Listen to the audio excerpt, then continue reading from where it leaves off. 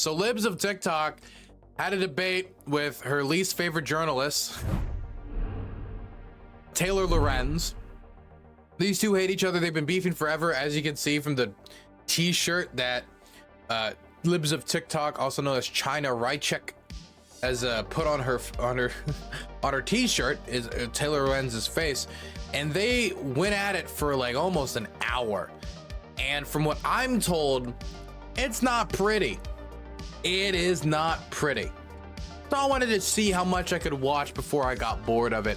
But if it's as not pretty as I am led to believe, then we're in for a show. Let's watch. Now, to be clear, I was told that Taylor Lorenz does very well here, but then again, I've seen libs of TikTok people saying that maybe China Rychek actually did great, and you know, it's all cope. So I guess we'll just have to wait and see. Do you know what, is that a public park or is that a private? No, private. Private. All right, well, we'll try to keep it short. Okay. Thank you so much. Yeah, of course. Oh my gosh, the struggles of LA, I swear. Okay, well, now that we're going, so thank you so much for meeting. First of all, I saw Seth Dillon today saying that you guys are no longer affiliated. What happened with there? I know that he invested in you early, was a huge supporter of you. What happened to that relationship? Just parted ways. For what reason? Personal reasons. Yeah? Yeah. What, you didn't align? Totally amicable. I love Seth. Yeah. He's a great mentor. So why wouldn't you want him involved, or, you know, why isn't he involved in the business anymore? Just personal reasons. I'm not going to get into it. Oh, okay. When did that sort of break off?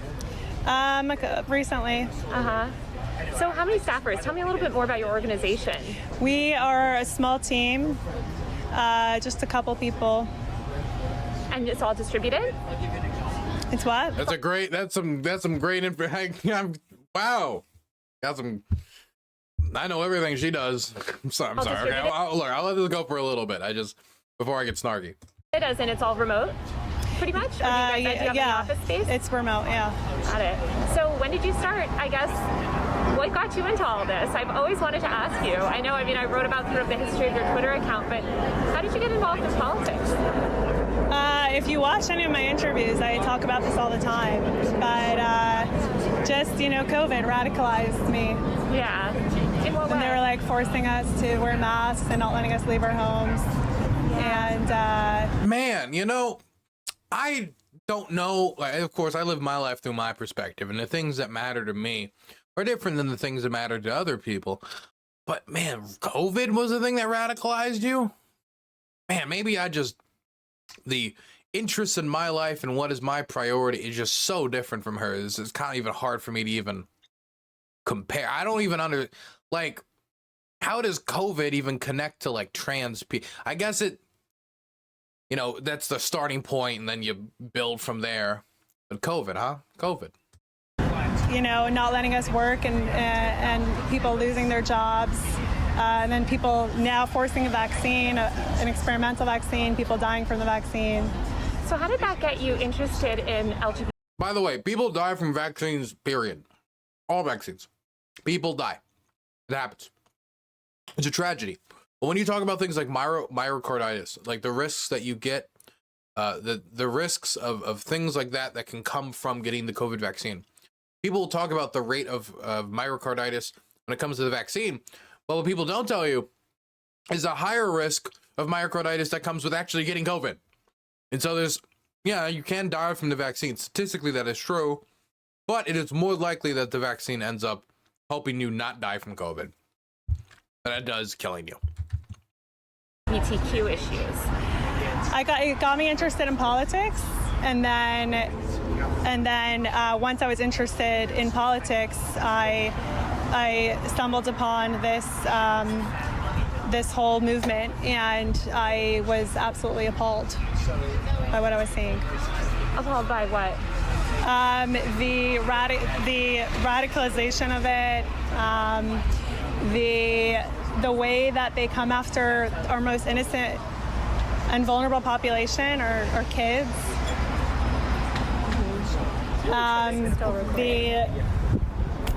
The way that it makes there's nothing logical about it. There's nothing logical about chopping off kids' body parts. There's nothing logical about giving kids porn in school. There's two. What? What does that even mean? Giving kids porn in schools?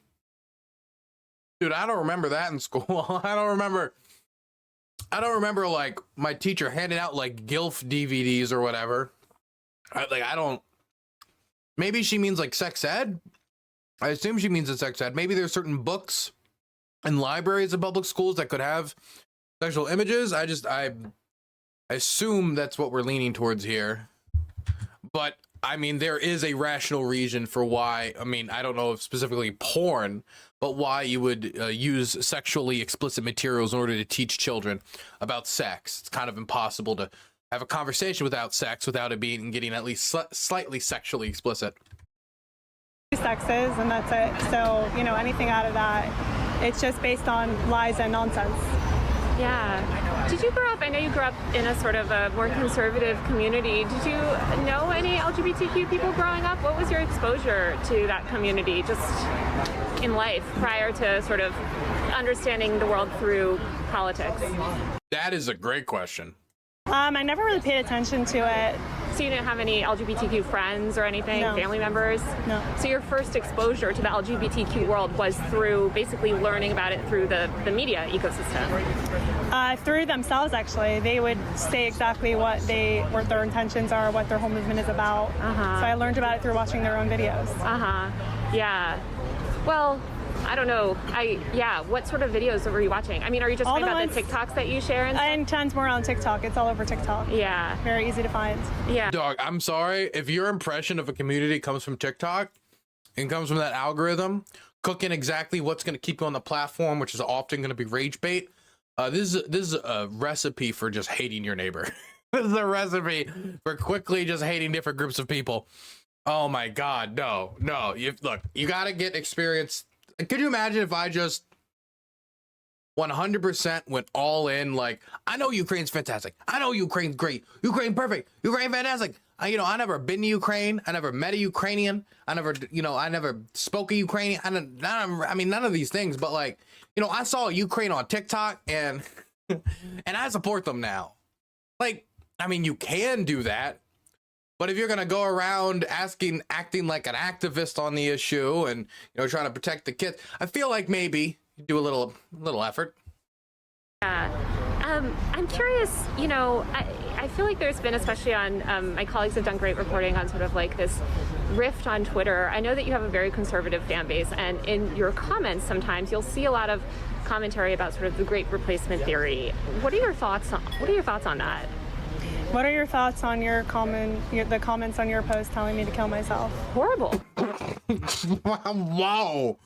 Oh, damn. Okay. Woo.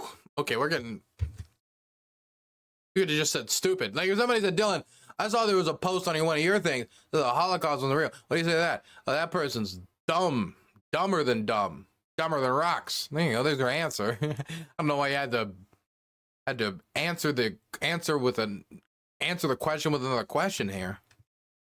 What are your thoughts on the comments on your post telling me to kill myself? Horrible. Yeah, horrible. Obviously against that. Yeah. So will you come out and condemn that publicly?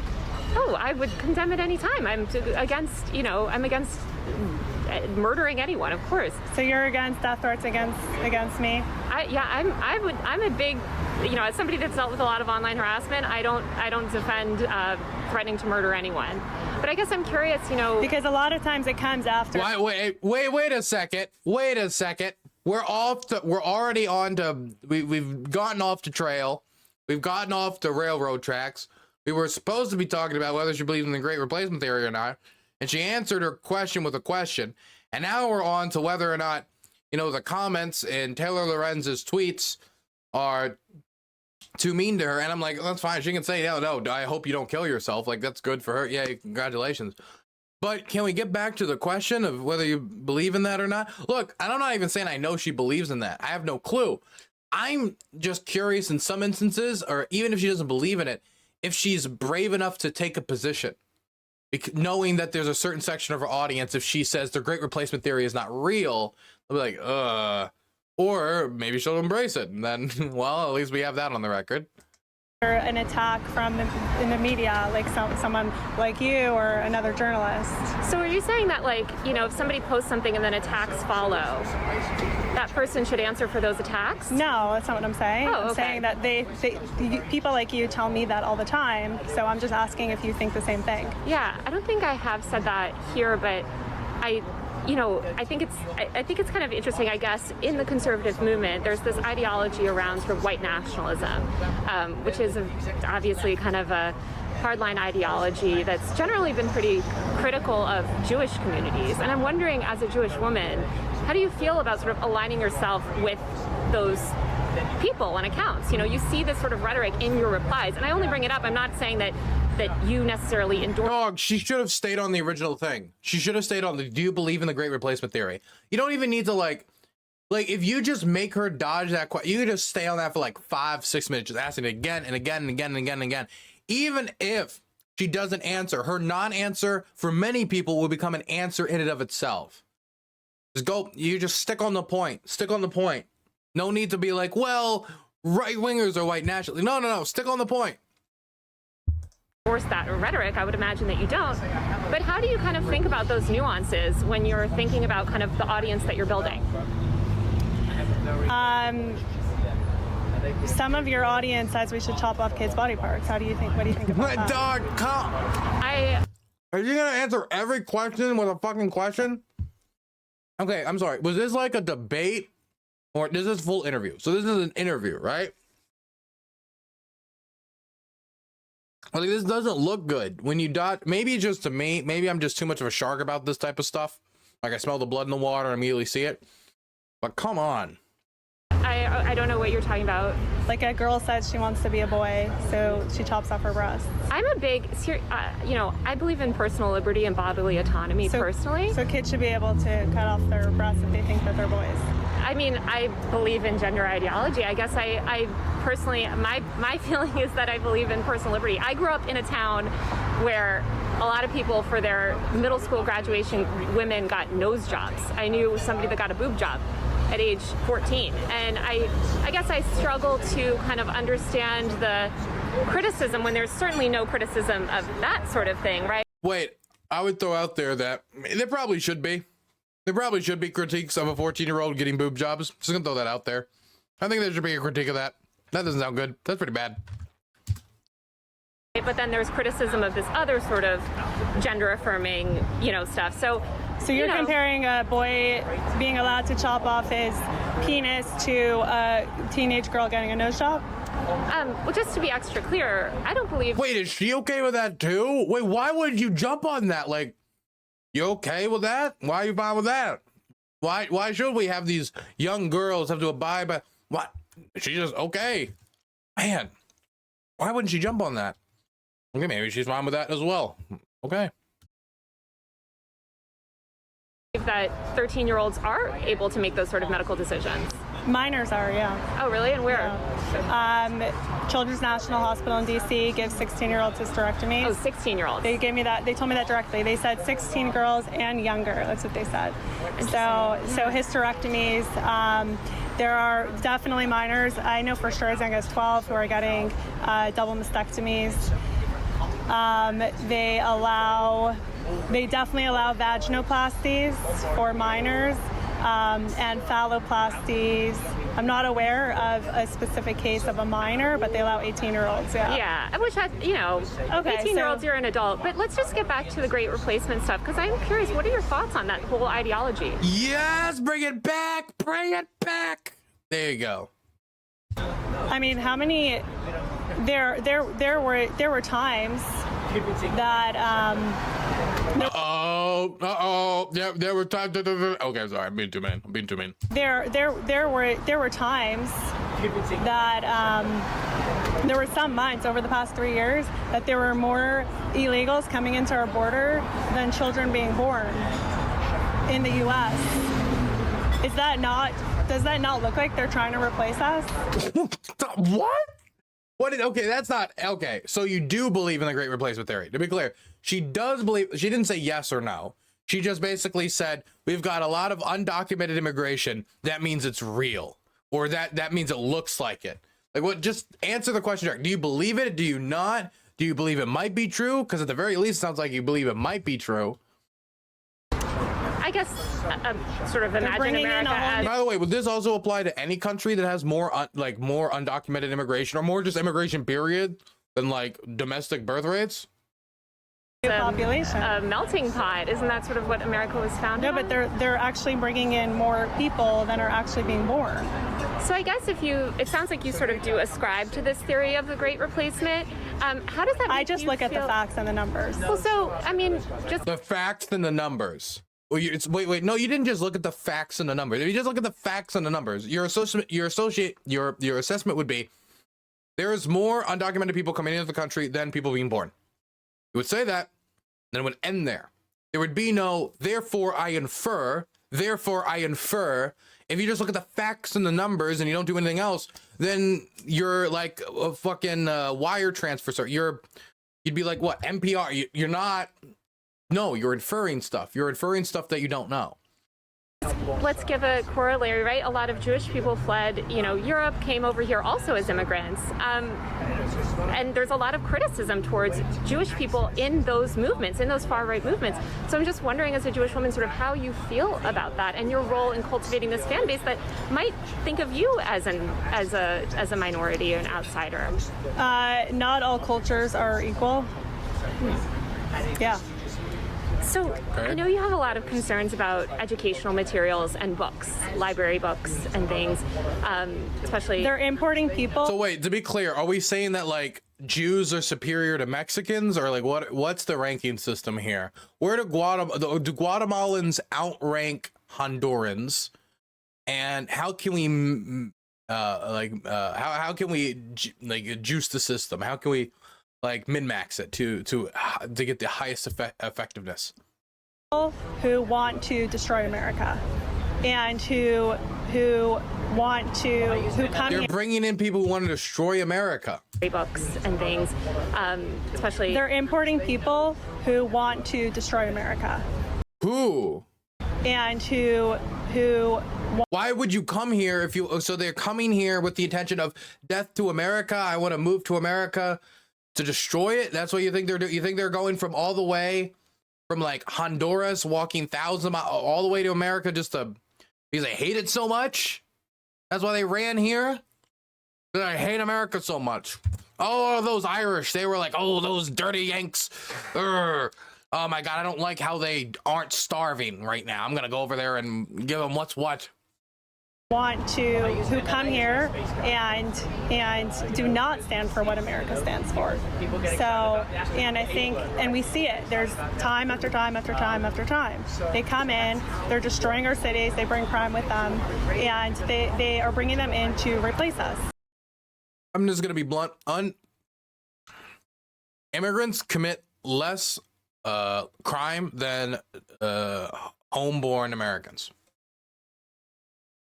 Undocumented as well. And yeah, I think people from various countries, they're... Well, I'm not saying that there's none that don't commit. If you commit crime and you're not even a citizen and you're like murdering people, of course I don't want to share a country with that person. Like we welcome you into our home and you commit such horrific crimes and stuff like. Of course, and I want everything to be done in the proper way as long as it's got the funding. But she's creating a caricature of the people who are crossing our border. They're all different. So, just back to the sort of education stuff, I know that you're interested in removing a bunch of books from libraries that you consider inappropriate. I was just wondering, out of all the books that you've sort of tried to get removed, how many have you read? I've read a couple of them. Uh-huh. Sorry, continuing. Which ones? Genderqueer. Uh-huh. I've read This Book is Gay. Uh-huh. I've read Flamer. I've read, what were some of the other ones? My Shadow is Pink. It Feels Good to Be Yourself. Mm-hmm. There's so many more. Tons of them. How do you kind of square, would you say, I feel like you are, or at least I feel like you've spoken about free speech before and the need for free speech and sort of supported Elon Musk's sentiments in that area. Would you say that you're a free speech supporter? Yeah. So how do you square the sort of being this free speech supporter with wanting to ban literature? Okay. What kind Easy of question. literature? Any kind of literature. I mean, I would think What that kind of literature am I trying to ban? Oh, I thought you were just trying to say you've made an effort to get books removed from schools. What kind of books? Books dealing with LGBTQ people and sexual No, that's not what I education. said. Oh, so you're not trying to get any books banned from school? That's not what I said either. Okay, why don't you explain to me how you're thinking about this? You just accused me of wanting to ban books. What kind of books am I trying to ban? Is she not trying to? I thought this was like public knowledge, or like that she wants to ban certain books because it's like too homoerotic or too just homo. Period. Am I wrong? Did that not happen? Did I just like dodge like a whole legislative session in Florida? Did I just make that up all in my head? You tell me. I'm not trying to ban anything. But you're not trying to ban any books. Who said I'm trying to ban books? Are you trying to remove books from libraries? From public school libraries. Okay. That's a ban. I'm sorry. I'm not. Okay, so you want to ban them from specific environments, but not necessarily make them illegal in the state. That's what you meant. Okay. Okay. So how do you square your sort of notion of free speech and free expression and allowing all of that stuff with wanting literature removed and wanting access to information removed? What kind of literature? You tell me. Porn. Gay porn. Uh-huh. Yeah. And what do you consider gay porn in these books? So you want to see it? Are you talking about the stuff that you've tweeted, basically? You consider Yeah, it like there's inappropriate? pictures of like blowjobs and like how to have gay sex with like naked people and people masturbating and stuff. Yeah. Did you? Like pictures of it. Oh, Yeah. totally. And Yeah. I went. I mean, like, look, I'm gonna be blunt. Like, it all depends on like if the kid is like fucking 17, 18, like 16, 17, 18, and we're talking about like sex ed education, or we're talking about social studies at a much higher level, then at that level I don't care. But obviously any of those things for anybody really under the age of like 15, 16, I think is highly inappropriate. And you don't need to literally, this is how you do every sex act, but just basic stuff for educational purposes. And I'm sorry, people can dispute it all they want. Sex education does help bring down levels of HIV and other sexual diseases being transmitted amongst the youth. To public school, and we had a sex ed class in public school where we were shown, information about sexual health and, sex and masturbation and things like that. I'm curious about your own education. I mean, was that something did you ever go to a sex ed class, or is this all sort of new to you, where you're sort of learning about how this works in public schools? I don't live under a rock. So you did have sex ed classes when you were growing up? We had some kind of education, yeah. Uh-huh. So you do think it's She had some, wow. I read a book or two. Thank you. Thank you so much. important for children to have education, sex education? Not the way they're doing it in the public schools. Uh-huh. How are they doing it? They're giving kids porn and telling third graders that they should masturbate. They're giving middle school children guides to gay sex and anal sex. I think if somebody's telling third graders if they're saying, kids, start your engines, yeah, I think that's awful and they shouldn't do that. That's a crazy image to put in my head. I don't think that's happening. Sex I mean, maybe there's some isolated, it's just hard to fathom. toys. How would you describe the type of sex education that you would like to see in schools?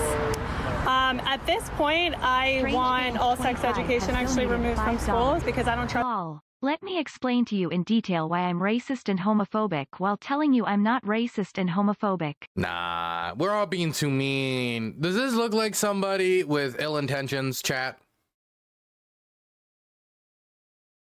I stand by my point. Thank you for the $5. Trust the schools to do it. Okay. After what we've seen, I don't trust them at all. Zero. We need to completely eradicate it and then redo it in a normal way that's appropriate. So I saw you said that you got banned from Stripe today. How much money did you have tied up in that platform? I'm not going to get into that. Mm-hmm. They already restored me. Oh, okay. Yeah. So you're back. I believe Stripe is the payment platform they use with X, I believe. Yeah. I noticed, it was around last summer, you deleted a lot of your tweets and you sort of stopped posting. This is when Seth Dillon kind of tweeted, you know, asking if you fell off or, you know, saying that you weren't posting as you used to. What happened during that time, and did you think about quitting? I have no idea, and no, I never thought about quitting. Why'd you delete all your old posts? It was just a one-time editorial decision. I stand by all my posts. You know, I guess speaking of deleting posts, you still have a post up accusing. Why delete your posts if you stand by them? You wouldn't delete it. Like, I've deleted posts because I didn't stand by them. Because I was like, oh, okay, blah, blah, blah. Oh, wait, no, that's wrong. Delete. Let me repost it. And, like, oh, I said this was in this city when it was actually in that city. Like, I don't stand by it. That's why I deleted it. You know, I guess speaking of deleting posts, you still have a post up accusing the Uvalde shooter of being trans. Obviously, that's been debunked. Yeah, there's a community note on it. So why not remove that post if you're so comfortable with removing posts? See, this is the thing that gets me, is on one level, I like remove the post to stop spreading the harm. But if you've been community noted and then you end up deleting it and like getting rid of it, are you trying to stop the spread of harm or covering up the fact that you got something wrong and you're trying to cover up your mistakes? At least like how a crowd is going to interpret that depends on how they perceive you. Because there's a community now, I think it's clear. It's obviously it was unintentional. There was a watermark on it. It was from a meme, an account that was going around, and I'm glad there's a community note so people know that. Do you believe if, say, a journalist posts something factually incorrect or wrong, especially about someone else, you know, if somebody was to say something factually wrong about you, do you believe they should remove that, or do you think they should be able to keep that content up?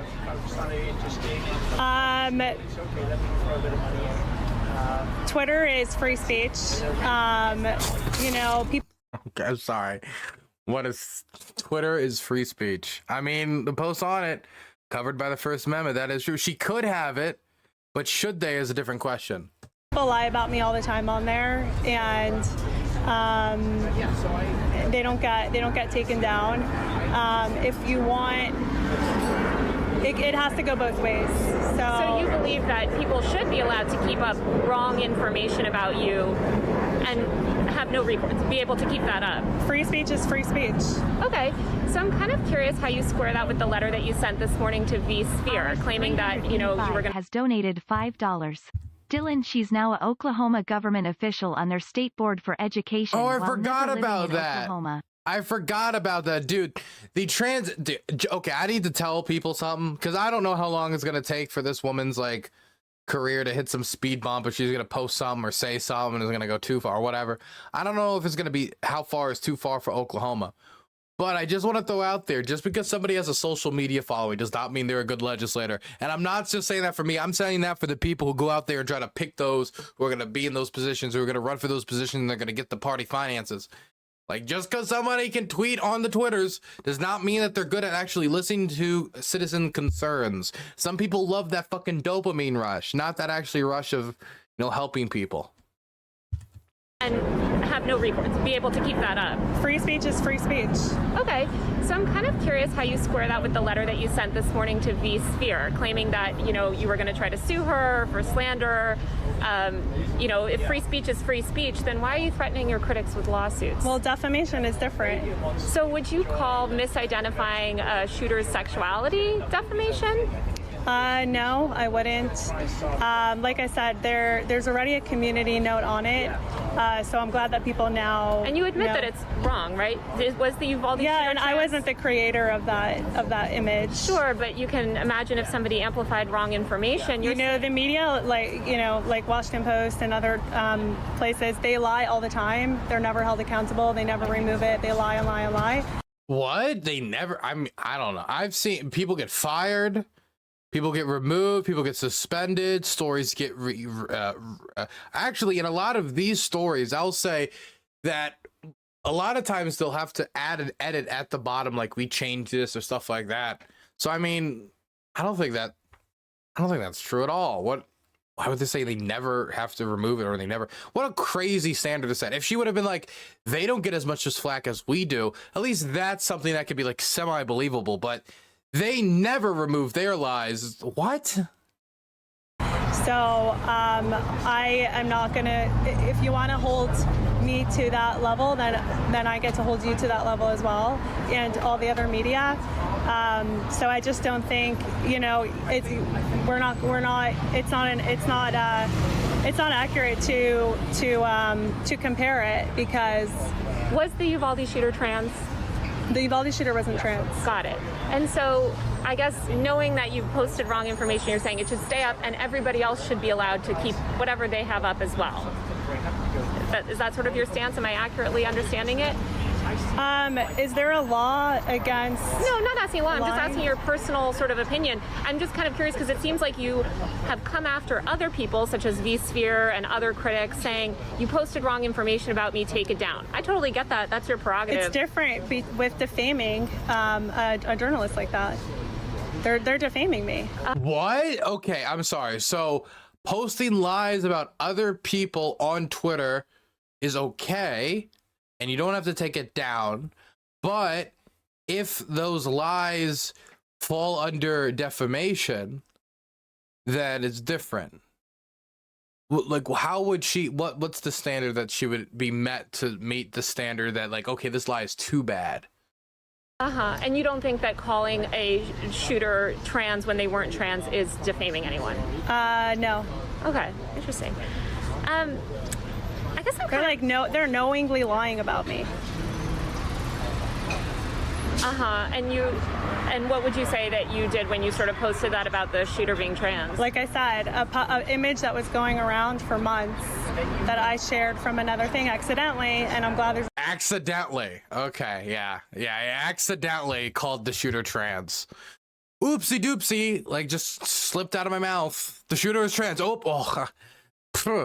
I mean, who hasn't stumbled those out of their word, those mouth out of their mouth before? There's a community note on it.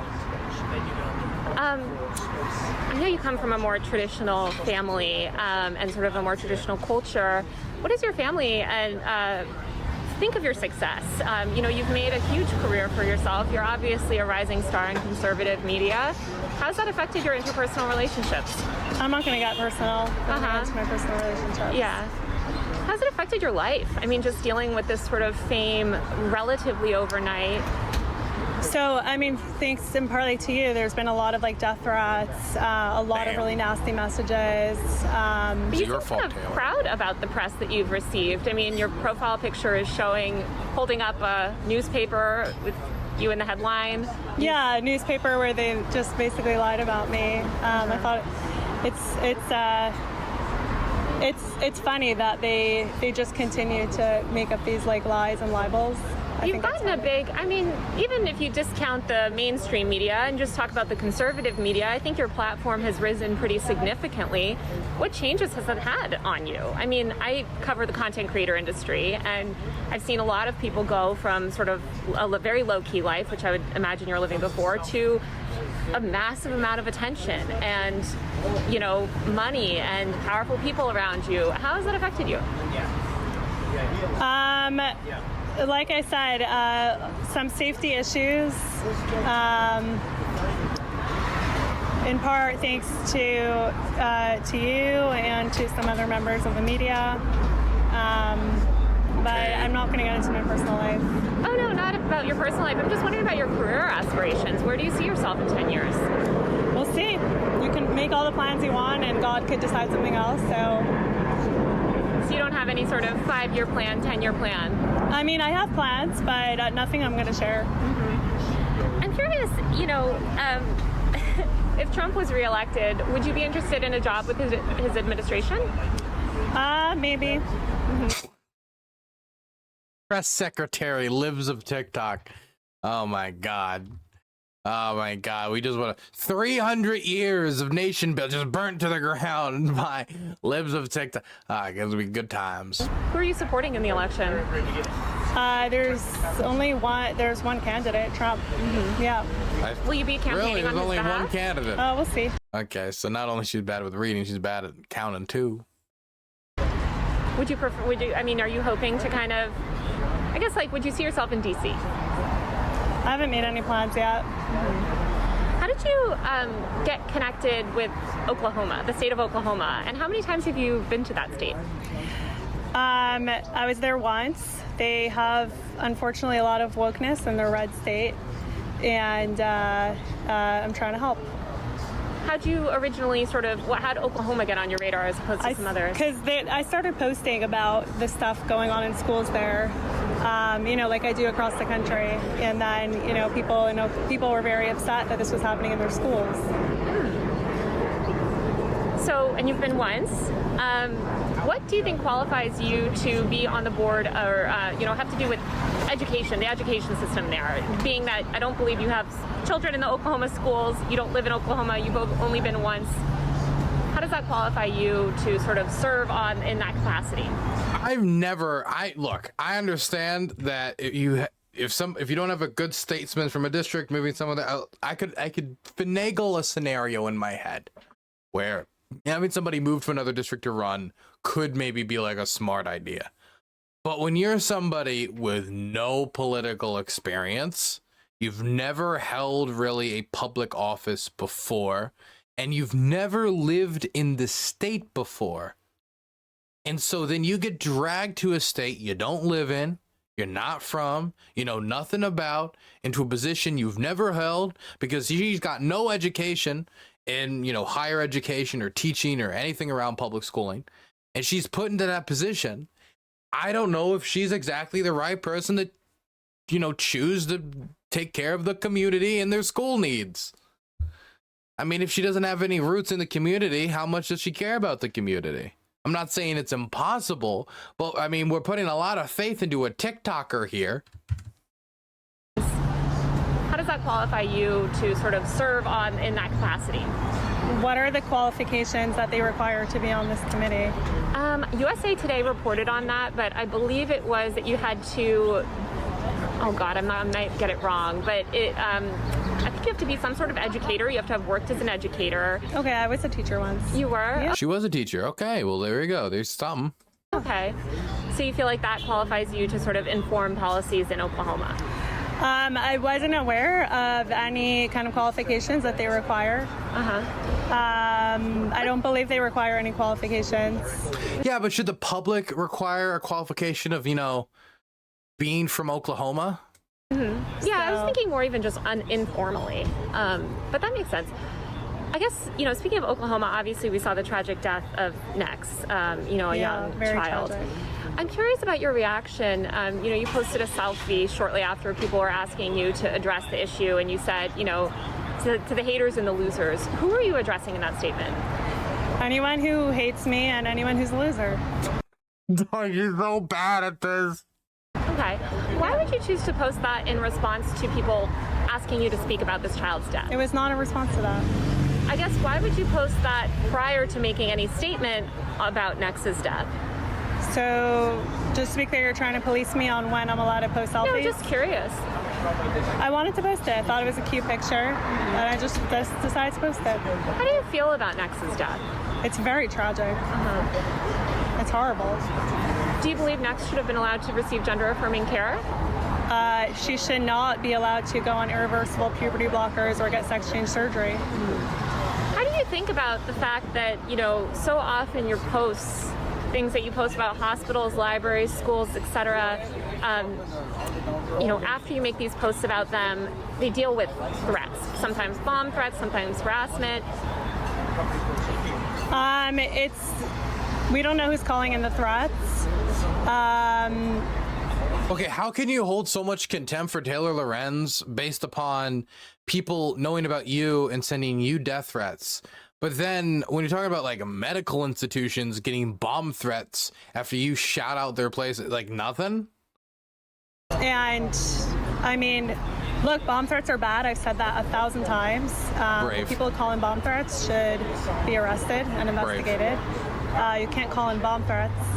But I just don't know what does it have to do with. Well, I guess, a recent NBC investigation found at least 33 instances where you posted about a specific person or institution, and that person or institution was immediately bombarded with death threats and violent threats, including bomb threats, other violent threats. That's a pretty significant correlation. How do you, what are your thoughts on that? Yeah, I don't know if you saw, but I got like tons of death threats. That's not a response. This Okay. week after the entire media machine came after me. So are they responsible for those? I don't think that there's the same correlation. Are you receiving bomb threats? I'm receiving death threats like, hi, I'm gonna come murder you. Yeah, and I definitely sympathize with you there. 'Cause I Like get those literally every day. the article goes live and then I get those threats. I get the same thing when a Fox. It'd be one thing if she was like, look, I understand some of your people called me a death threat. It is what it is. Like, we all can't have control. But when you're like, when you make a point to like revisit it like 3 or 4 times, you know, it comes off as a little, news article goes live. So is the journalist responsible? The journalist who posted the article? I would say, you know, there's a different responsibility when we're talking about media, and I guess to me, a death threat is different than a violent bomb threat. A death threat, I think we're kind of getting normalized to them, unfortunately, online. We get a lot of them. Probably you and I get them constantly, 24/7. I'm wondering kind of how you think about taking these obscure people, right? Because you and I are both public figures, and I imagine you and I we have a high tolerance, right, for what we can handle online.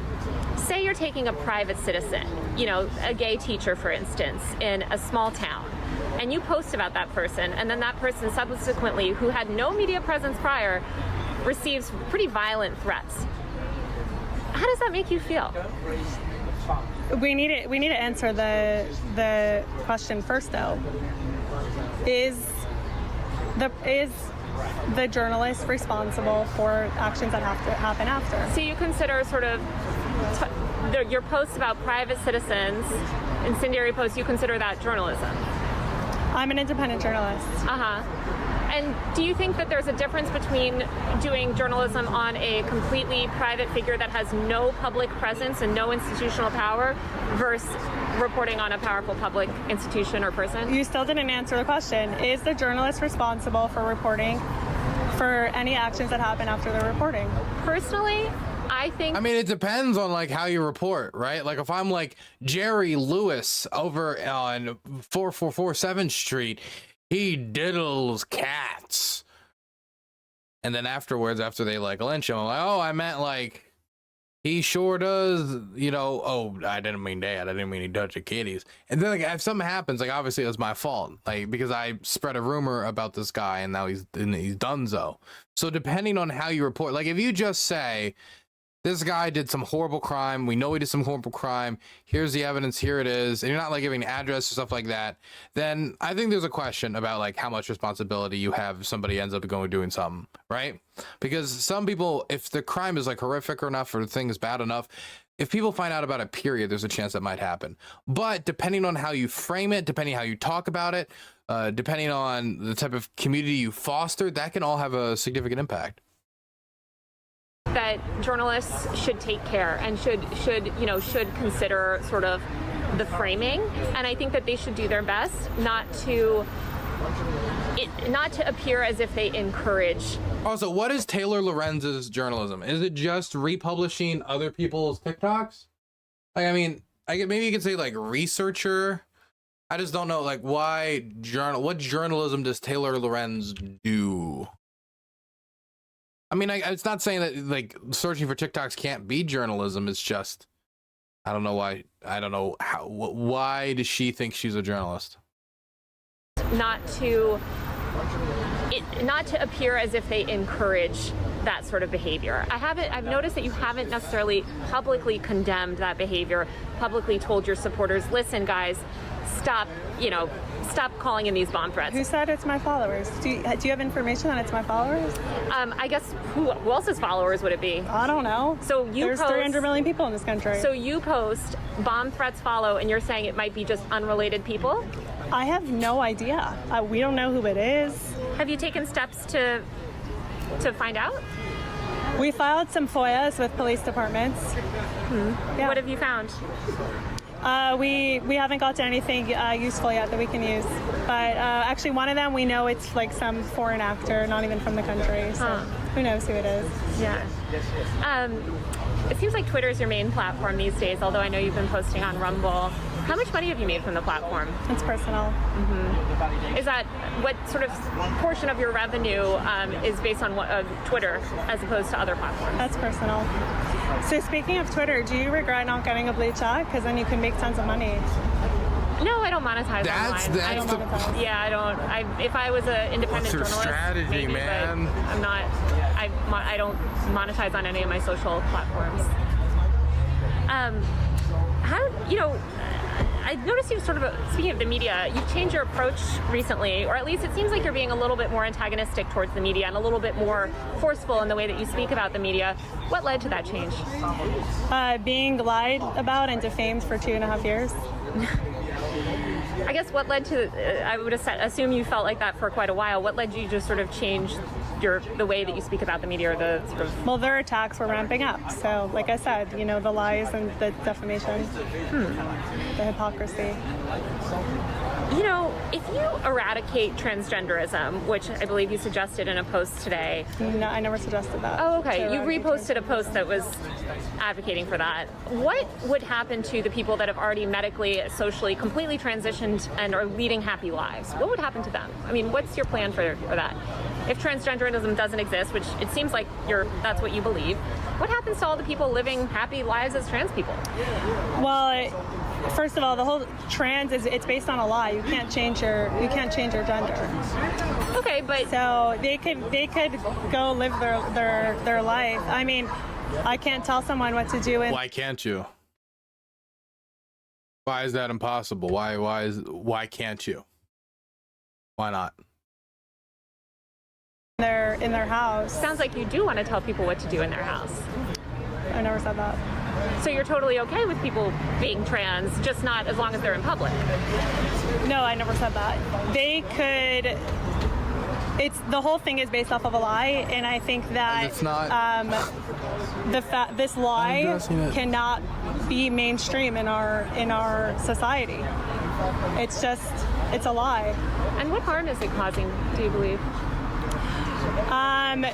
I like the truth. That's not an answer.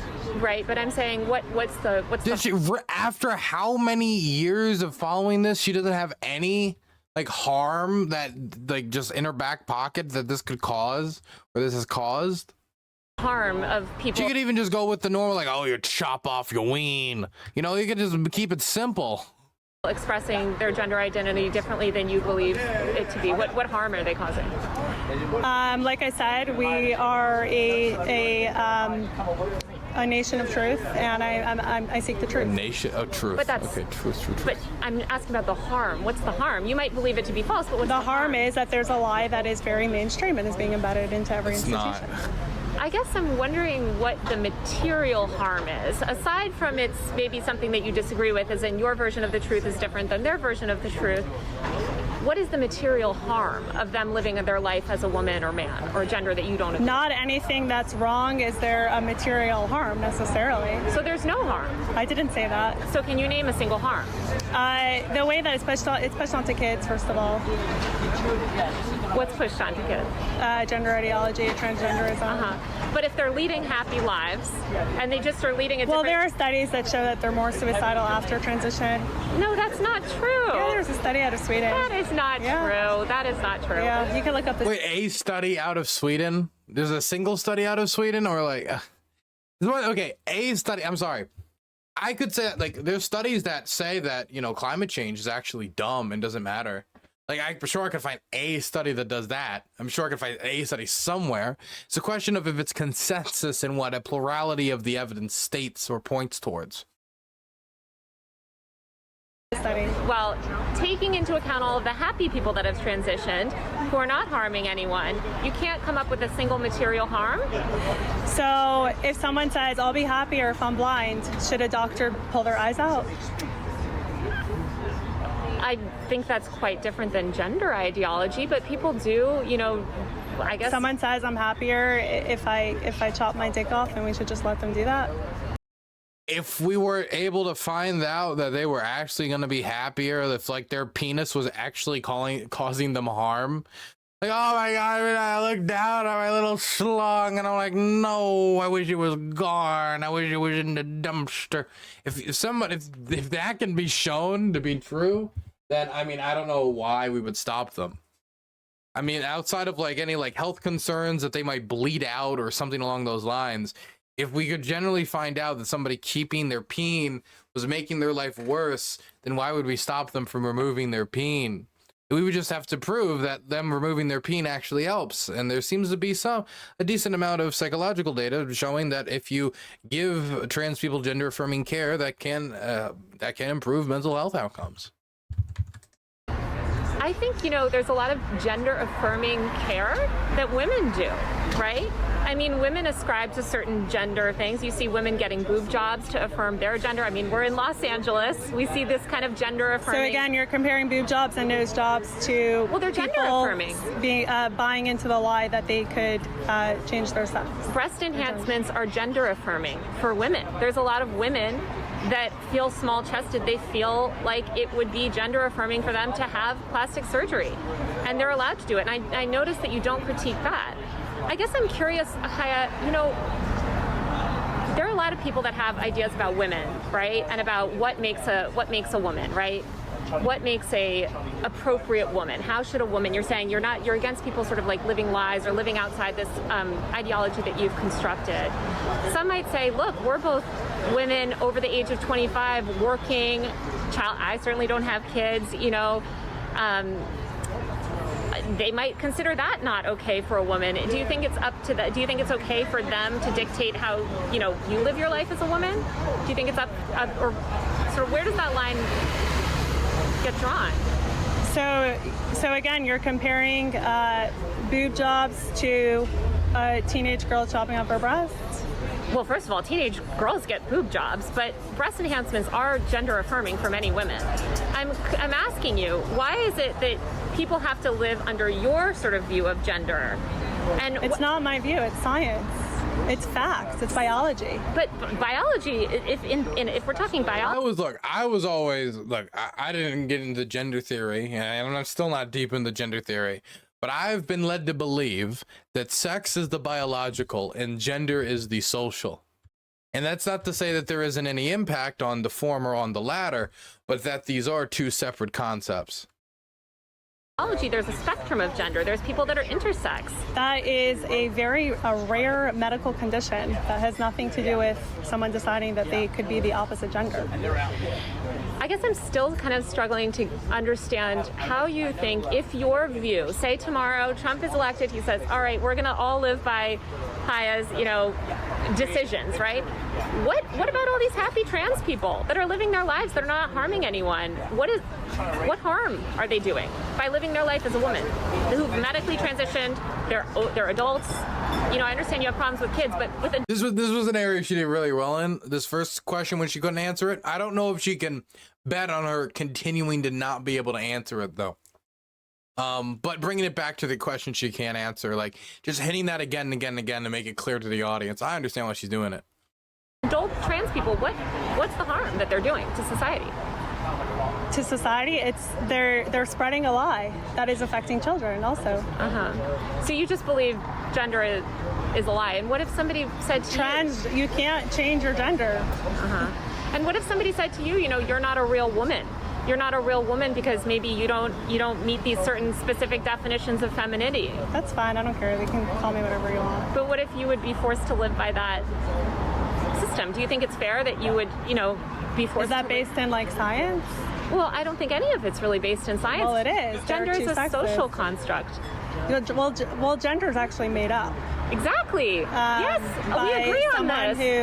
We agree. By a child predator, by a pedophile. We don't agree. Yeah. We don't agree on that. So he made up gender, and now they conflate. Pedophiles made up gender. The two, and they use it to. By the way, I don't even think it's impossible for me to imagine that somebody, a pedophile, invented the term of gender. You go into history and look at all oh my God, this guy invented the wagon wheel. And he also scalped 20 Native Americans. You go back into history, you'll find some crazy stuff about people that invented stuff. People can be brilliant in one aspect and horrible in every other. You guys ever watch Avatar, the machinist that made you know, balloons for the Fire Nation? Great example. Sorry, I watched the new live action Avatar thing, and I'm on a Avatar kick again. To basically trans kids. So there are actually 2 sexes, and there are 0 genders. By the way, I'm not saying the guy is brilliant. I don't know anything about it. I don't even feel like researching it, because I barely feel like finishing this debate, let alone researching this claim. And there are many personalities. That's what I believe. Okay. You know, a lot of LGBTQ people say that your posts cause an enormous amount of pain.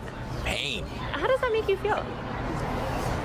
How does it make you feel that you're reporting? God, I thought, is it an interview? Like, answer the question and then respond. Is it that hard? You can be like, I don't care. How does it make you feel? And boom, done. Or like, that sucks, but that's never my intent. How does it make you feel? Like, come on. Like, I always felt like that type of response always delivers harder. Like, even if it's a quick, just 3-word response, if anything, but making it quick and snappy like that makes it feel like it wasn't even like boom, it was so sincere, it was so instant, and then you're right on the attack. I don't know. I never liked the old complete pivot, no response. On me causes me pain. I feel The only way I think it ever works is if you can bring it back to a question that you were discussing before. For example, let's say that I was asked a question about like the diameter of a wheel earlier in the debate, and then we get into an area in the debate where I'm much weaker, then I circle it back. Then, I mean, you can find a way to make it look natural, but in many instances, short response, then respond. sad for that, honestly. No, I mean, short response, then push. Yeah. So would you stop? No, I'm a journalist and you're a public figure. But I'm just talking about, you know, these non-public figures, right? These non-public figures that Well, are... if you put yourself out there on a public platform, then you're kind of making So yourself anybody public. that posts on social media is a public figure in your mind? If you're putting your videos out there with the intention that it should go viral, you want publicity. So if somebody's posting on social media, which inherently posting on social media, you're looking for attention, right? You're saying that meets the bar for a public figure? I'm not a lawyer. But I'm asking your opinion. I think that these people, well, first of all, a lot of the people I post about are actually in positions that are public, But teachers, I'm talking about the people doctors. that haven't, right? The individual private citizens that you've posted who are not, I would argue they're not public figures. You're saying they are public figures because they're posting on social media? They want to be public. They're public. They're going on a public platform and publicly posting a video on a social media site. I'm sorry, is my grandma a public figure? She has like a Facebook where she's like, I remember the old family reunion of '92. Like, is she now a public figure? Like, well, let's be for real with our standard of public figure here. Like, you can't, the standard can't just be you have a social media account, therefore you're a public figure. That is meant for your videos to go viral. And what about Twitter? Would you consider Twitter as well a platform where stuff is meant to go viral? Every social media, if someone posts something on social media, it could go viral. It's always a risk. Got it. So when you were building your audience and had hundreds of thousands of followers, then would you also... It's one thing to say that somebody made a post publicly, therefore you made post publicly, so therefore you are responsible for repercussions. It is another thing to call somebody who posted like their cake on Facebook a public figure. to agree that you were a public figure? I think that if anyone who puts something out there publicly, anyone could share their stuff. Got it. And so, but I'm saying you consider these people, LGBTQ people, who are just posting on social media, public figures. I said I'm not a lawyer. I don't know the legal I'm just definition asking your of public opinion. figure. One thing you noted, and I'm only asking this because I know that you've noted that, you know, when I reported on you, that you felt like it was unfair and that you didn't meet the bar for a public figure. So I'm just kind of wondering, as somebody with such a large social media audience, you're saying people with much smaller social media audiences meet the bar for a public figure. Wouldn't you have considered... Wait, is that real? Did she actually say she's not a public figure, but she'll consider Meemaw a public figure? What is going... I don't know. It depends on Taylor Lorenz's recollection of events and how much you trust her. You know, when I reported on you, that you felt like it was unfair and that you didn't meet the bar for a public figure. So I'm just kind of wondering, as somebody with such a large social media audience, you're saying people with much smaller social media audiences meet the bar for a public figure. Wouldn't you have considered yourself a public figure? If anyone puts out content publicly, then that content could go anywhere. That's what I believe. You know, it could go viral. Anyone could share it. It could go to the wrong side. The internet is a bunch you know of what they call the wrong side of TikTok. It could go. You know, people will see it. You can't control that. That's why they hate me, because they want to create this content and they only want their bubble to see it. And then I'm like showing it to other people and they just can't handle it. I think you're editorializing it as well. No, I provide very little commentary, probably the least from any other Twitter account that's even a quarter my size. Let's talk about drag shows. You know, you've come out a lot about, you know, you're very against drag shows. Can you give any examples of children being harmed from drag shows? Yeah, there was one where this mom was saying that her kid decided to be non-binary after watching the drag show, and then the drag queen helped the kid buy like new clothes to be non-binary. And you consider that harmful? Yeah, well, because non-binary is made up. Like you can't, there's no such thing as non-binary. And then it just leads a kid on. Okay, I'm sorry. Like, for me, right, I remember there was a period of my time where I didn't know if I was straight, if I was gay, and like for me, like as a kid, I was like, you're either straight or you're gay, right? Like, is that, you know, you're not given the exact fluidity of sexuality when you're very young and you haven't gone through sex education yet, and you're kind of confused. And I kind of always felt, definitely looking back on that, you kind of give young people like time to discover themselves. Like, I still don't truly understand all the non-binary stuff, right? But this is my perspective. As long as it's not directly harming the child, and it's like, what, they're changing their pieces of clothing? This is what we're talking about? Like, what, a kid goes from like, you know, long hair brunette to short hair pink, you know, changes some other clothing to maybe make it more androgynous. And even if they like, quote unquote, transition out of it, or like it's just a phase, quote unquote, then what? Like in a year or two, it'll be over. And they'll next be goth, or they'll be, you know, into fucking My Little Pony, whatever it is. So I don't understand what the problem would be. Like, I can at least understand the idea of like a hysterectomy for a, what was it? She said 16, but some of them say younger. You'd be like, oh, well, you know, that type of surgery, it's permanent and you can't really refer. You can change your clothes. I don't see the harm there. On a path where probably they'll end up in a hospital getting some of their body parts chopped off. You seem very against plastic surgery. Are you against? Well, I'm against sex change surgeries. What about women that want to get their boobs done, want to get their nose done, want to get cheek implants? We're just going to go in circles. Well, I'm just curious. But it's good to note that you're comparing nose jobs to teen girls getting their breasts chopped off. Well, teen girls also get boob jobs to make their breasts bigger, right?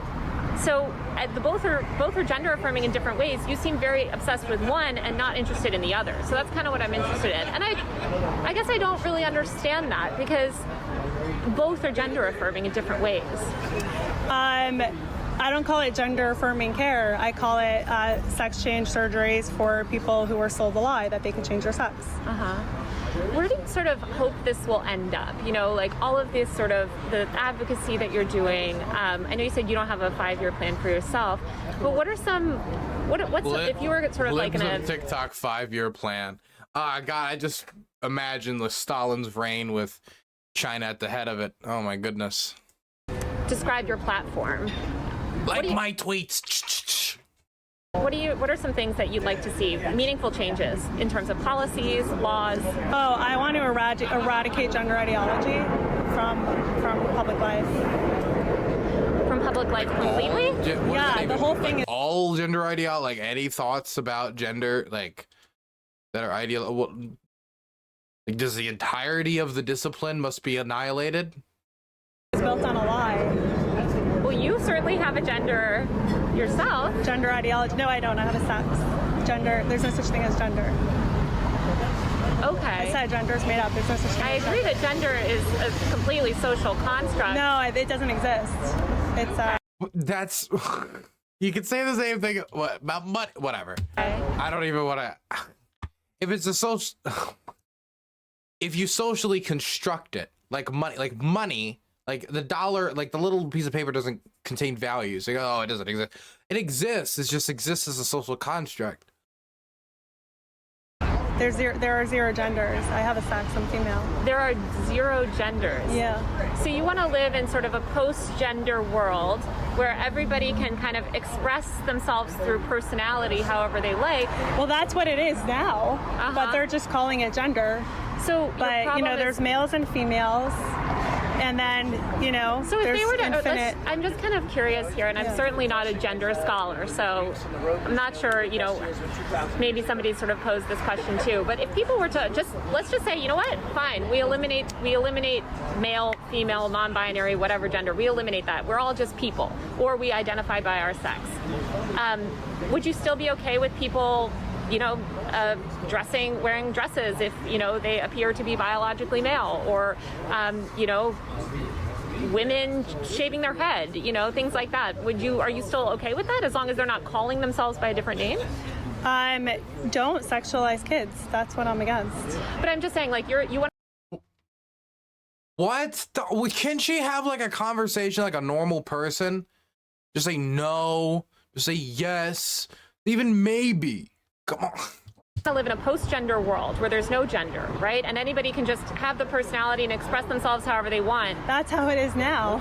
These people who are calling themselves a different gender. But I'm just saying, you're not right, really and your issue is with the language around that, right? So I'm saying, let's eliminate the language. All right, do you support? Maybe it's just the environment. I don't know what percentage of this is like. This is just her as a person shining through. She's just kind of like dodgy here and doesn't answer directly, and she wants to kind of pivot there. Or if this is, she understands that there's a camera, there's somebody else here putting camera back to face to face to face. She understands she's like under pressure. She's has the camera in front of her. She's doing this in person and not through Twitter, so she's nervous. Like, I don't know what it is, but it just like, I don't know, maybe the first time or second time, if somebody was to watch this, and I don't even think somebody with my biases, right? Because I'm not particularly a big fan of libs of TikTok, could watch this and see that she's clearly dodging questions. With the language around that, right? So I'm saying, let's eliminate the language. All right, do you support people, adults? Let's just talk about adults for the sake of, this discussion. Do you support those adults having bodily autonomy, dressing, acting, painting their nails or shaving their head or doing whatever they want to do to express themselves? I don't care if a guy wants to paint his nails. So you don't care. Was that all of that or just that? Even when she gives us a kind of answer, it still just leaves us dazed, man. It just leaves me confused. Leave the kids out of it. Don't sexualize the kids. Don't confuse the kids. So speaking of sexualization of kids, I think one group of young people that's constantly sexualized is young women. What are your thoughts, and why haven't you, come out more against some of the sort of sexualization of young women, especially in the right-wing media ecosystem? There's a focus on youth and women. There's a focus on sort of women under 25, women losing value with age. This is stuff, that's been I'm a woman in the conservative movement. I never once felt sexualized. You've never felt sexualized yourself, but I'm saying, why don't you speak out about sort of sexual abuse in the straight world, I guess? In the straight world? We're just living in a gay world. Just in the straight world? I love that. We're sticking with that now. So you just changed topics. No. I'm saying, like, you're saying we're against the sexualization of kids. Yeah. One group of children that's constantly sexualized is young women. 13-year-old girls, 14-year-old girls are constantly sexualized on the internet, often by conservatives. So I'm wondering, especially given, what some commentary has come from like people at the Daily Wire, for instance, right? They've made comments about young women losing value with age, which is kind of a pedophilic ideology. Why not speak out on that? I've never seen that. I have no evidence. You've never seen young women getting sexualized? I focus on kids. And you've never seen young girls getting sexualized? I've seen young girls getting sexualized. I'm referring to the Daily Wire thing. I can't answer for that. But let's just talk about young girls. Why don't you speak out about that? Why don't you speak out about sort of heteronormative, cisgender men, traditional men, sexualizing young girls? Yeah, there's a question about, like, I have a problem with the sexualization of children that are young, period. I don't care if it's gay, I don't care if it's straight, I don't care if I don't like it. I don't like the child beauty pageants that much. Maybe if you do like a tamed down version, but these things get pretty wild and out there and straight up abusive, to be completely honest. I don't like a lot of how children sometimes show in the media. I mean, there's a bunch of problems that I have with sexualization of youth in our culture. But I would never be like, we need to go after the straight ones. We need to find all the straight ones. I'm gonna go after the straight ones and primarily the straight ones. I'm gonna make a career going after only the straight ones, or doing that with gay people either, vice versa. And so there is a question as to why the hyper concentration, if the problem is the sexualization of youth, specifically on gender culture or like the gender ideology, and why not just the sexualization of children, period. Girls, young female girls. I speak out about the sexualization of kids. But you don't speak out about sort of the sexualization of kids by straight people. I don't discriminate on who's sexualizing the kids. But if the kid's being sexualized. Well, but there's only one group of kids that you're talking about, which is you're concerned about sort of people being sexualized by the LGBTQ community. I'm saying a lot of straight older men. Not necessarily the LGBTQ. I mean, if they're, I don't want straight teachers to be talking about their sexuality in schools either. So you wouldn't be okay with a straight teacher, for instance, discussing their marriage? I think it's weird. Uh-huh. Why would someone discuss their marriage in a classroom? Honestly, I don't know. You were a teacher. I feel like teachers sometimes do that. I do think that there is a sexualization of children from straight couples. I mean, I know that I went shopping for a friend recently to find little baby onesies, and when you're looking for little boy baby onesies, a lot of them say, where's my mommy's tits or whatever. You see these kind of, I would say, sexual innuendo on baby. I'm sorry, my mic was muted. I wasn't paying that much attention, and thank goodness. Sorry, I didn't hear any of that, and then I just heard that out of nowhere. I'm sorry. Oof. Okay, let's continue. These clothes. I've never seen you post about that. I've never seen you post about sort of sexualization from the straight community, I guess. Yeah, libs of TikTok. Why don't you ever talk about mommy's tits? I don't discriminate against who's doing the sexualization.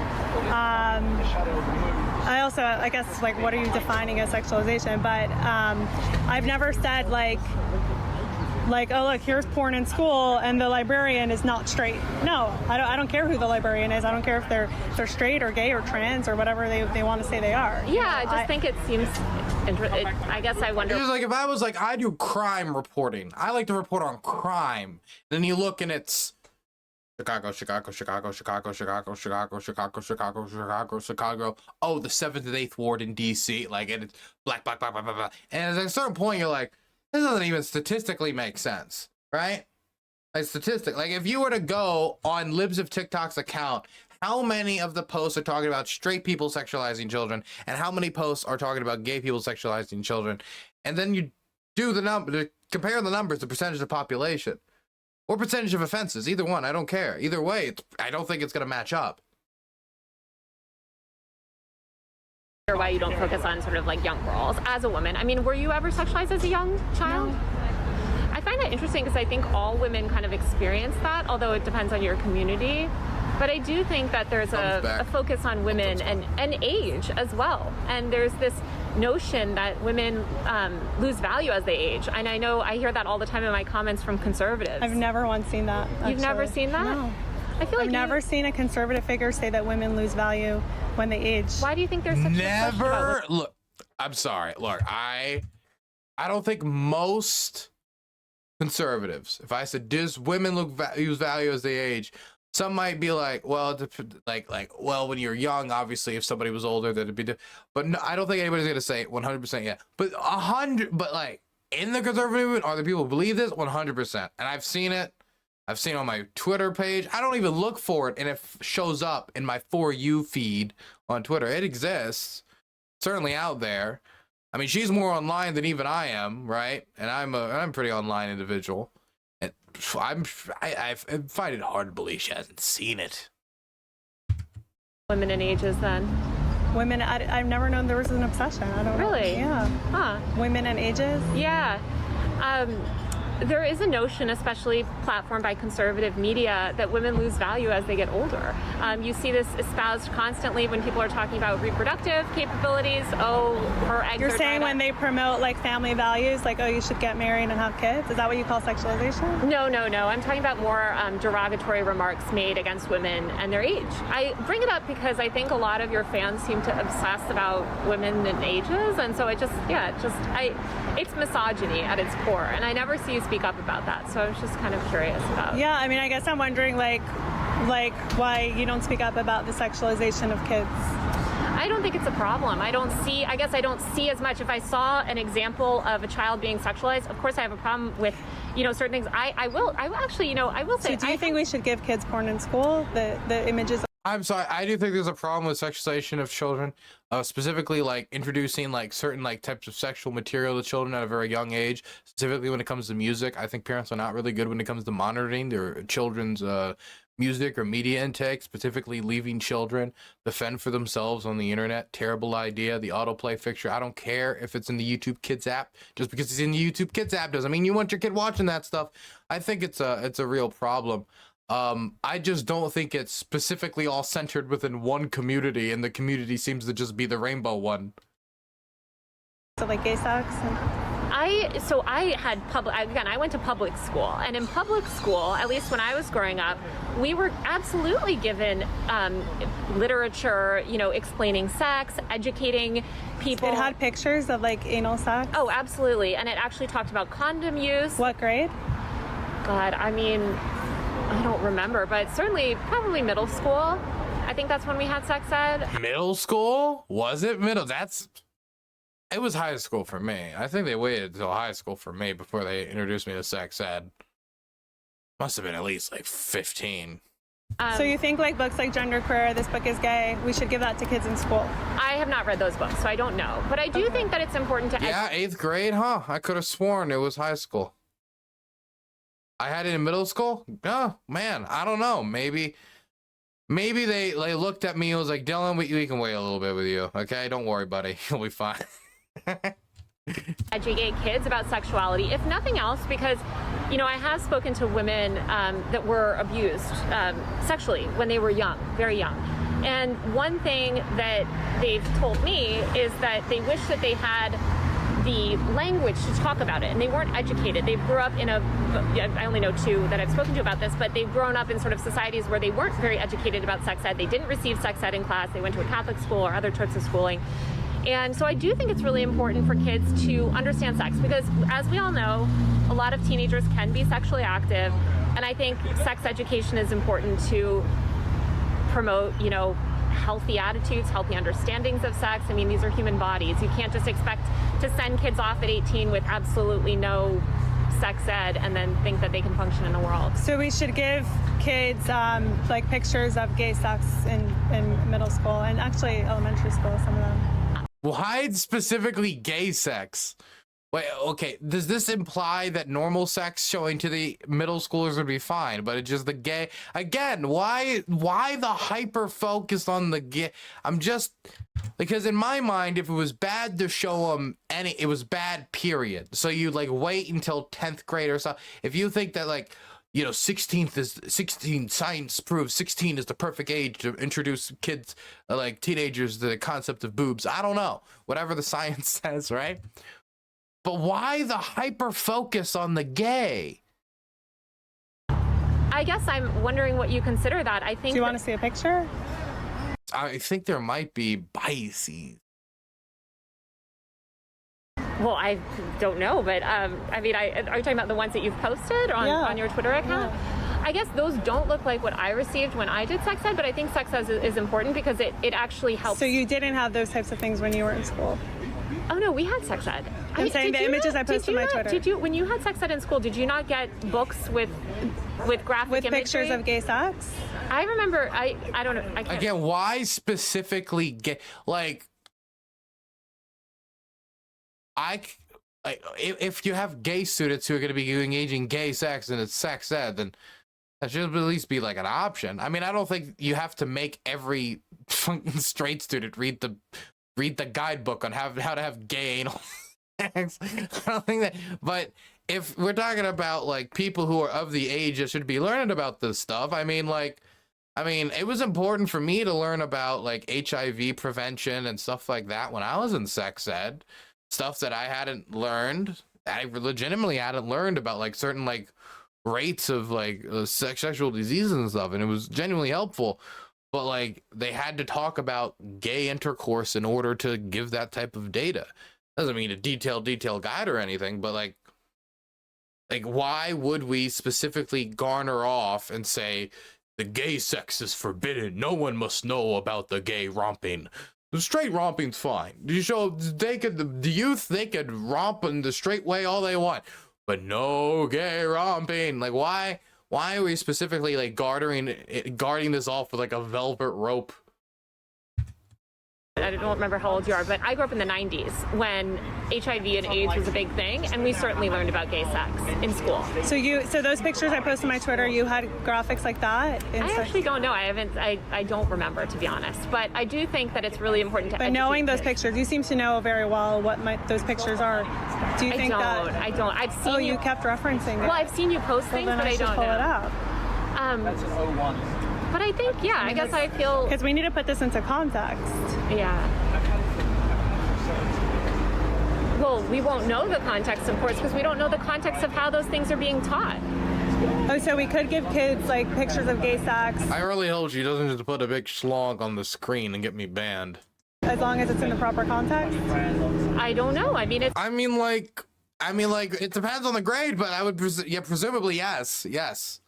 I mean, like, I don't think you need to show like a detailed like video, but like a basic Pictionary-esque guide of like maybe condom placement and like how to do it in a way that doesn't tear, because if you tear, like the odds of like getting an infection and stuff is much higher.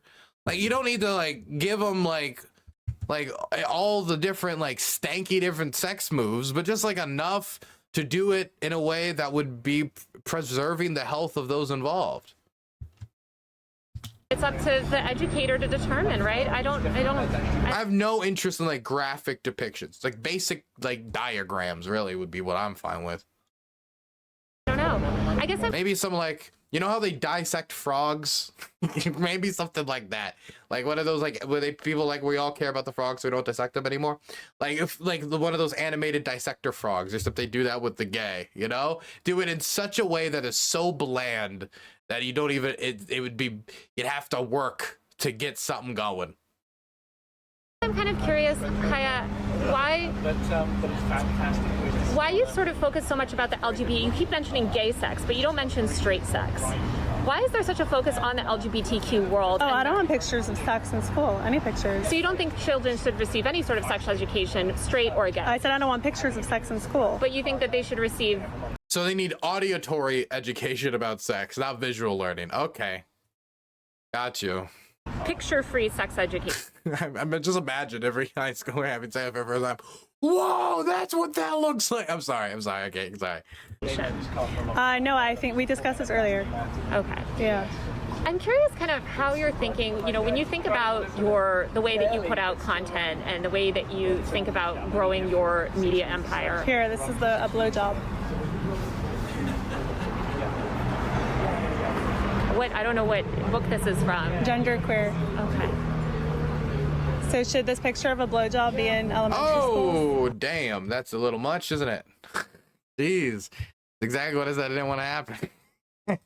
So tell me a little bit about... So should it be in elementary schools? I have no idea the context. I have no idea. So in what context is it okay if it would be in elementary I have absolutely no idea. By the way, can I just say that did look incredibly bland. I have absolutely no idea. I'm not saying it should be there. I'm just saying it's not that.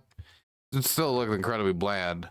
I don't know, Kaya, because I haven't seen the rest of that book. I don't know what's in there. But there is a context that it would be okay to give kids pictures like that of gay sex, anal sex, in I guess sex pictures. I mean, like again, I'd imagine when you say kids, that makes me think like a 7-year-old.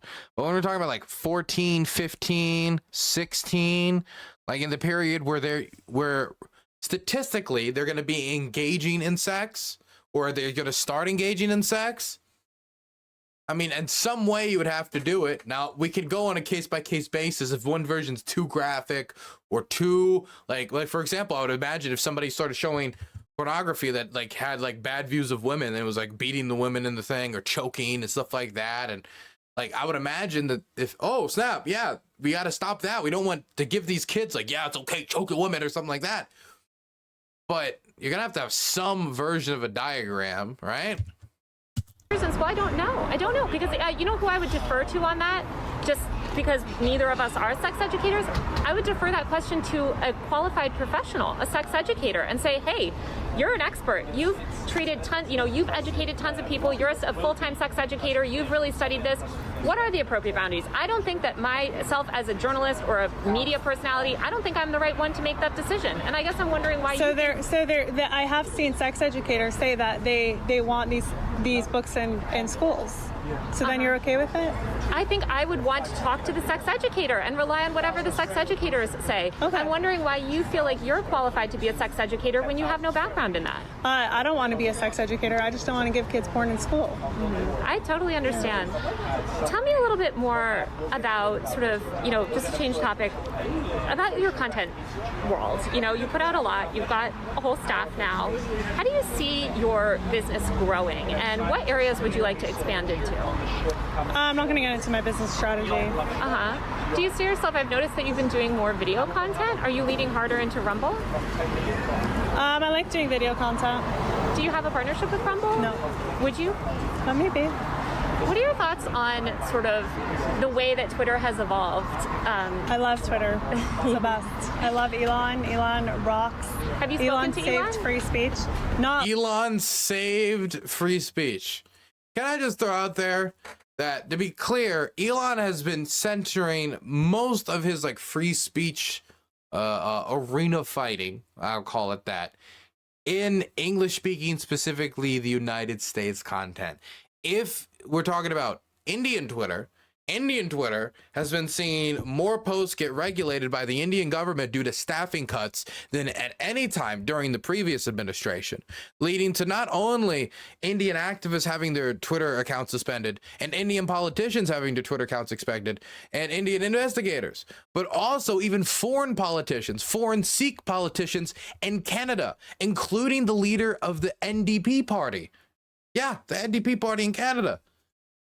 And why is this happening? Well, it's not that no censorship was existing before. It's just that, Twitter India had so much more staff where they could actually fight it. So they could keep those accounts up. They could keep that content up, keep that free flow of information up. But once the staffing cuts were made, well, they decided to put in a lot less fighting and take down a lot more content. Not like on the phone. Have you talked? Would you meet with him? Yeah.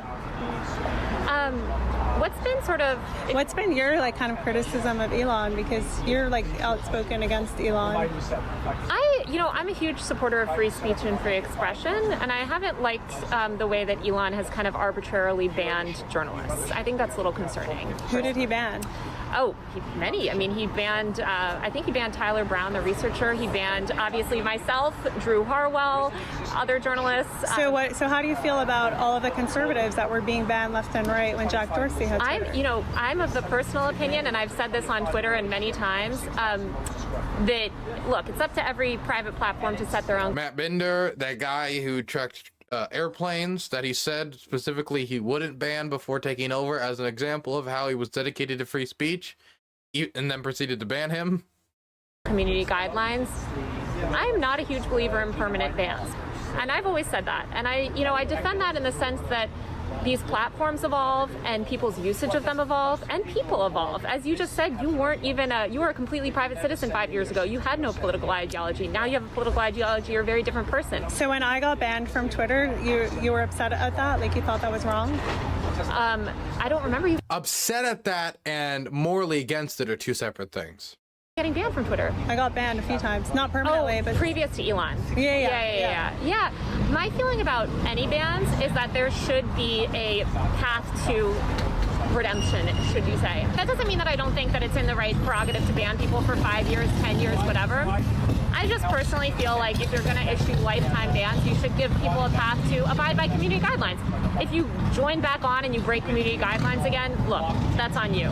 But personally, I think that, you know, that's just my belief, and I've talked about that for years. I think that there should be a path to abiding by. If somebody says, hey, look, I know I broke community guidelines, I know what I was posting was wrong, and in sort of violating those rules, I could see tech companies allowing that back. And actually, that's what Elon has done, right? I mean, he reinstated all those people that were permanently banned. Elon is the greatest free speech warrior, I think, of all time. Of all time. Wow. Well, I try to think what else. I feel like I've gotten through. Yeah, I think that's it. I think we're good. What else do you have going on? Nothing much. You know, I'll just continue making fun of the media like I do best. I still can't. I don't think you answered me to begin with. But what are some of your favorite media outlets? I said I like independent journalists. But who? Like some of the people I follow on Twitter have the best news. Like who? Like who are your top 3? I would say first that one, the one with the cat poop guy, Mario Naufel, and David Sachs. Or what I like to say is the journalistic Three Musketeers. First of all, I love Daily Wire. You know, I like Ben Shapiro, Matt Walsh. I like everything they do. I like. By the way, when I say cat poop, there is a journalist referred to as cat turd that is very big and conservative for whatever reason. I really like Jack Posobiec. Shout out to Jack. He's great. It's even worse. I like Mike Cernovich. He's cool. That's even worse than what I said. Who else is there? Yeah, there's a few others. Are you still on Substack, by the way? I know you had a Substack at some point. Yeah. What are your top media place for news? 404 Media. Love 404 Media. Are you familiar with them? No. Great website. Independent journalists. Walter Bragman, who does Important Context. Great Substack writer. A huge fan of his work. God, there's so many. Matt Bellany, Lucas Shaw, Julia Alexander. Yeah, great people. Yeah, I'm trying to see. I feel like that's it. I'm just trying to think. Let's get an Uber and get out of here. I'm gonna order an Uber. They can't even look each other in the eyes. Every second of that interview was nerve wracking for those involved. Everyone's so performative, so ready for anything to come at them, defensive, tense. These are people who despise each other to their core. My goodness. But I think it shined through much more from China's point of view. It really did. Whether it was the pivots that kind of just became attacks, or just the way she behaved during the interview, I don't know. I think it came through more. Either way, man, bizarre interview. I think the people who said that Taylor Lorenz did a good job were somewhat okay. I think he did an okay job. I think in some areas got a little hokey, but I thought generally that China right here gave a really bad performance, and I don't think I'm going to be listening to libs of TikTok for deep social commentary.